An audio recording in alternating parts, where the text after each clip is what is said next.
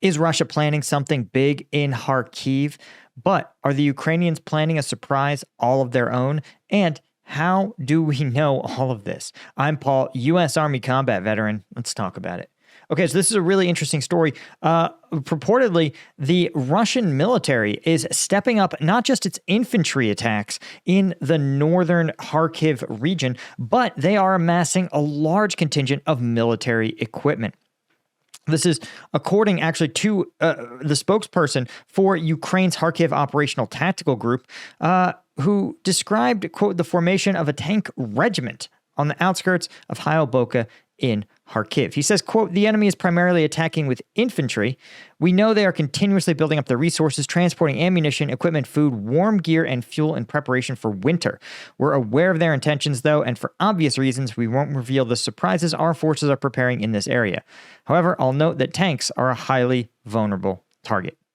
Now, he added that, of course, Russia is also stepping up its own air attacks in the north, Russian forces launching 10 bomb attacks at Kharkiv, and over the last 3 months, Russia has dropped a record 4,000 Shahed drones against Ukraine. Of course, Ukrainian air defense has taken down about 70% of those, which is actually down somewhat, right? So purportedly, Russia has begun using more sophisticated kind of wave tactics, structuring their waves in ways that are harder for Ukrainian mobile defense teams to reinforce. But what I wanted to talk about is tactically, what exactly is going on here? Because if we study a map and we know a little bit about Ukraine's geography and climate, we can figure out exactly what Russia has planned, and we can make a pretty good guess about what Ukraine's got waiting for him. But if you want to see the uncensored combat footage, YouTube won't let me show you. Instead, that is all on combatvetnews.com. This is my Patreon. It's got an archive of hundreds of videos going back all the way to the start of the war. But more importantly, it is the best way to support my channel, right? I'm not one of those influencers that takes money from anybody, not from the Russians, not from the Ukrainians, not from the US government, hardly ever even from sponsors, right?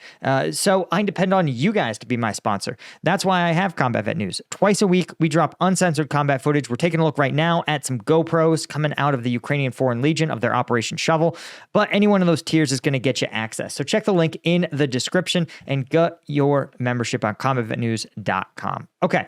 Let's take a look at the map here, and we are going to do a little bit of learning, right? So, Kharkiv region, right? This is in the north here. It's Ukraine's second largest city. And while Putin made a push several months ago, crossing the border here near Shebkino into and it seemed like he had some ambitions about cutting off Kharkiv, sort of like running the Kharkiv offensive in reverse. The theory at the time was that he was going to try to isolate Ukrainian forces on the far side of the Oskil and then drive into Kharkiv city proper, right? Kind of routing the Ukrainians and trapping them between the Oskil and this roadway here, this network of villages, right? But it didn't really work out, right? He sort of pushed in. The Ukrainians had been watching him the entire time. Russia did what they're doing now, which is massing their forces right over the border. Literally, Putin was taunting the Ukrainians within 1 kilometer of the border because at the time, Ukrainians weren't allowed to strike Russian targets in Russia. So literally the Ukrainians just had to wait, allow the Russians to basically walk into Kharkiv and then engage them in this fire zone. So one of the things we've talked about in this article is that Hyoboka is near where Russians are beginning to amass their forces, right, in this region here. But the catch is that, they sort of clued us into Russian strategy when they talked about the fact that they're storing cold weather gear, among other things. And what that indicates is that this is part of, as they said, a winter offensive. We know that during the spring in Ukraine, right, November and December, the ground gets incredibly muddy, and it's very difficult for infantry to advance. It's very difficult for armored forces to advance. Everything becomes very difficult. So both sides are actually expecting to see their offensive slow. That's part of the reason Russia's gone so hard into its current offensive, is because it thinks actually when the muddy season hits that they're going to have a slower burn rate. So what it seems like Putin's doing is burning 2 months worth of troops, right, in a single month, with the expectation that he'll have a month or more to recuperate. But once the freeze happens, once the ground freezes and remains frozen, then you're going to see Russian forces be able to operate again, particularly tanks, right? Because it's hard to dig in to frozen ground and it's easier to roll tanks over frozen ground. So, what does that mean? Well, that means the Russians are likely preparing an armored assault, right? They might be trying to even stretch the Ukrainian defenses even further, force Ukraine to make tough calls about demobilizing folks who are some of the units currently fighting in Kursk to reinforce this region. But it's sort of silly because the Ukrainians are already dug in here quite effectively, right? They've contained the Russian advance very well. And other than the aggregate plant in Vovchansk that the Ukrainian forces took back, there's not been any real movement in this front line. But here's the thing. What I think the Russian strategy is going to be this armored assault, but I think the Ukrainian counter strategy is going to be very interesting.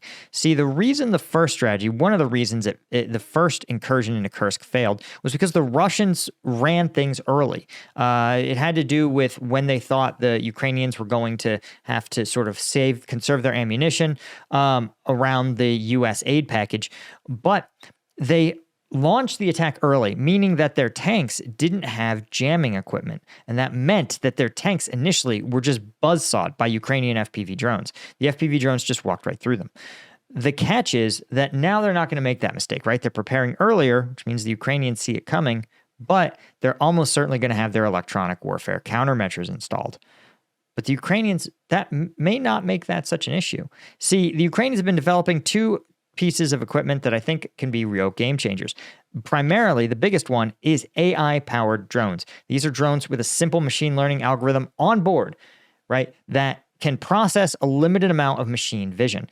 And so when you train the algorithm, train the software on thousands of successful drone strikes, then what the software will do is simply the pilot will get the drone close, it will click on the tank, and it'll say, run your final attack sequence. And so when the drone enters the bubble where its signal is jammed, it doesn't matter. The drone doesn't need a jam signal, right? The AI is going to finish the job. And you can see how it's not that complex to identify a tank or another object on the battlefield and simply tell the drone, this is the approach. Just recreate the images that you've seen in the training data set.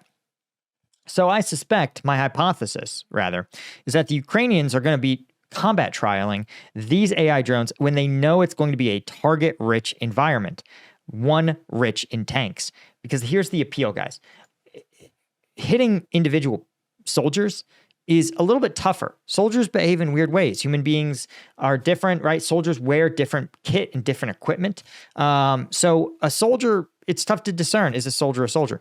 A tank is big, and it's distinct.